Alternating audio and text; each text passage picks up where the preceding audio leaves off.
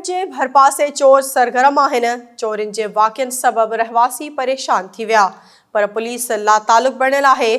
शहर जे मुख़्तलिफ़ वार्डनि मां हिकु हफ़्ते दौरान 10 खां वधीक सोलर प्लेटूं, बैटरियूं चोरी करण समेत ॿिया चोरी जा वाक़िआ थिया आहिनि। SS न्यूज़ वाक़िअनि जा CCTV फुटेज हथ करे वरिता आहिनि, जिन में चोर मनसूबाबंदी सां घरनि में दाख़िल थियण लाइ ॾाकणूं खणी घुमंदे नज़र अचनि था। चोरनि जे आज़ार सबबि शहरी राति जो जागण ते मजबूर आहिनि, जॾहिं त पुलिस सॼे मामले खां मुकमल तौर लातालुक बणियल आहे। टंडवादम पुलिस ॻोठ मजीद डेरो में बनी ते किचिरो साड़ण तां थियल झेड़े में ॿिनि ॻोठाणनि खे क़त्ल करण जो केस दाख़िल करे वरितो आहे। मल्हा ऐं मलूखाणी बिरादरियुनि जी ॿिनि धुरियुनि विच में झेड़े में रोशन मल्हा ऐं उर्स मल्हा मारिजी विया हुआ। रिपोर्टर अब्दुल्ला बिहण मूजिबि मक़तूलनि जे भाउ मोहम्मद मलूक मल्हा जी फ़रियाद ते दाख़िल कयल केस में ग़ुलाम मोहम्मद मलूखाणी, मोहम्मद शरीफ अली मोहम्मद, ग़ुलाम मुस्तफ़ा खोसो, जाफ़र मलूखाणी खे जवाबदार नामज़द कयो वियो आहे। ॿिए तरफ़ पीपल्स पार्टी जे MPAs फराज़ डेरो मुतासिर धुर वटि पहुची उज़रख़्वाही कई, जंहिंखां पोइ टंडवादम पुलिस हरकत में आई आहे।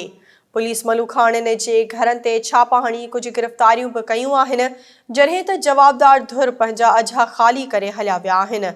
यादि रहे त खूनी तकरार सबबि इलाइक़े में ख़ौफ़ आहे, जॾहिं त पुलिस मलूखाणी ऐं मल्हा बिरादरियुनि जे घरनि आॾो अहलकारनि खे मुक़रर कंदे चौकियूं क़ाइमु करे वरितियूं आहिनि।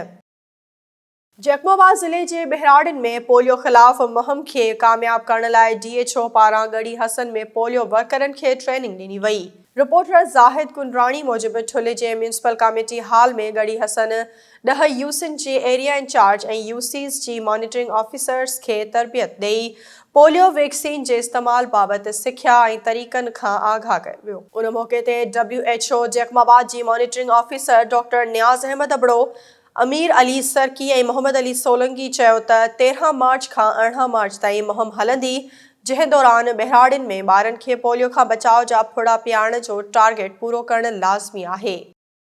डोकरी में गाटे तोड़ महांगाई सबबि ग़रीब मज़दूर सख़्तु परेशान आहिनि। दिहाड़ी ते कमु कंदड़ पोरियतनि उजरत वधाइण लाइ शहर में रैली कढी प्रेस क्लब साम्हूं मुज़ाहिरो कयो। रिपोर्टर सफ़ियुल्लाह चन्नो मूजिबि पोरियतनि महांगाई मां रिलीफ ॾियारण लाइ नारेबाज़ी पिणु कई।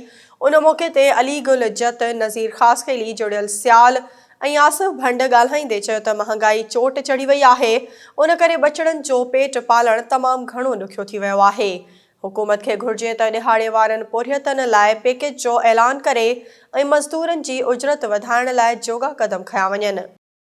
ग़ौसपुर भरिसां ॾांदनि जी गोई जे आड़ में वॾे पैमाने ते जुआ कराइण जो इंकशाफ थियो आहे।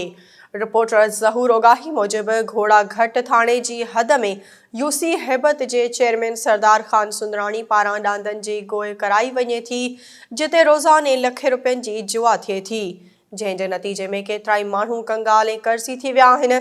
ॿिए तरफ़ हद जी पुलिस मुबैना भत्तो फिक्स करे जुआ कराइण जी छूट ॾेई छॾी आहे। इलाइक़े वासियुनि SSP खां मुतालबो कयो आहे त फ़ौरी तौर ॾांदनि जी गोई ऐं जुआ बंदि कराई वञे। मुबारकपुर में गस्टा ठुल पारां जैकमाबाद रजिस्ट्री ऑफिस जे ऑडिटर ख़िलाफ़ ॿिए ॾींहुं बि एहतजाज कयो वियो। रिपोर्टर मुमताज़ टांवरी मूजिबि एहतजाज दौरान उस्तादनि रजिस्ट्री ऑफिस में करप्शन ख़िलाफ़ नारेबाज़ी कई। उन मौक़े ते गस्टा अॻवाननि यूसुफ भुट्टो, अता मोहम्मद टांवरी, तुफ़ैल अहमद, कलीमुल्लाह, ग़ुलाम सरवर खोसो ऐं ॿियनि ॻाल्हाईंदे चयो त ऑडिटर बदरुद्दीन कालरो 4 सालनि खां मुसलसल GP फंड जी सीट ते वेठो आहे, जंहिं उस्तादनि जे पैसनि में किरोड़े रुपयनि जी हेराफेरी करे करप्शन कई आहे। हू रिश्वत खां सवाइ को कमु नथो करे, उन करे सॼे ज़िले जा उस्ताद परेशान आहिनि। हुननि फ़ौरी तौर ऑडिटर खे हटाइण जो मुतालबो कयो आहे।